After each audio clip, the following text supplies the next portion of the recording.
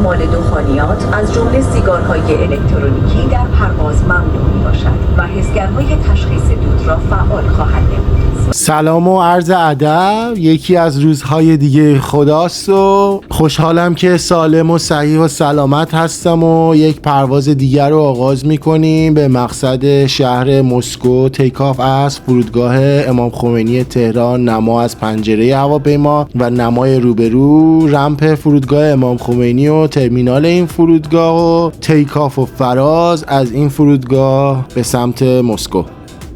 راجع به زیبایی های شهر مسکو و مختصاتش و موقعیتش توی ویدیوهای قبلی توضیح دادم، به خاطر اینکه کلیشه نشه دیگه راجع به این قضیه توضیح نمیدم. فقط داشته باشیم تایم لپس تقرب و فرود تو فرودگاه شرمتییو مسکو با هم ببینیم.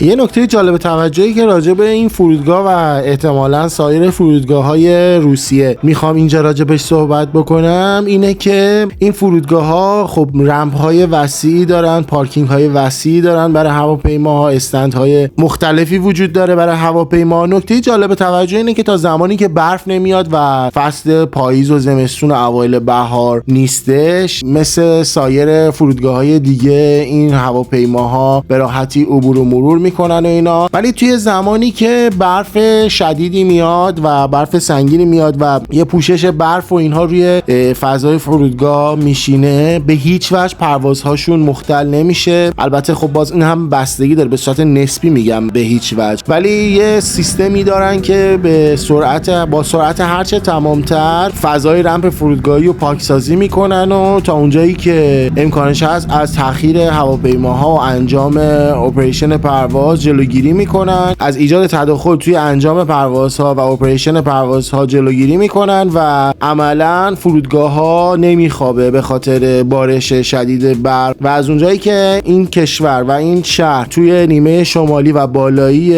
و غالبا هواش سرد هستش و بارش‌های برف زیادی داره و غالبا خیلی زیاد تابش نور خورشید مستقیم به اون صورت نداره، با این حال شما میبینید که این موضوع توی روند انجام پروازها اختلالی ایجاد نمیکنه. بارها به این شهر زمانی که پرواز کردیم اومدیم متوجه شدیم که علیرغم اینکه بارش برف هستش و برف زیادی نشسته، این فرودگاه ترتمیز پاکسازی شده هستن و دائما دارن از پوشش برف تمیز میشن و پوشش برف رو با یه سری تراک های خیلی خاص اونها رو به کنار میزنن و به طور کلی میشه گفتش که این پروازها نمیخوابه و توی روند انجام پروازها اختلالی ایجاد نمیشه، که در نوع خودش از تکنولوژی بالای این فرودگاه ها در انجام و هندلینگ پروازهای مختلف خبر میده، که به نظر خودم خیلی منحصر به فرده و بیشتر توی فرودگاه های مسکو دیدم. بعد از اینکه از فرودگاه مسکو تیکاف کردیم و یه مسیر 3 ساعت و 45 دقیقه‌ای رو پرواز کردیم، نهایتا به فرودگاه امام خمینی رسیدیم. نمای رمپ فرودگاه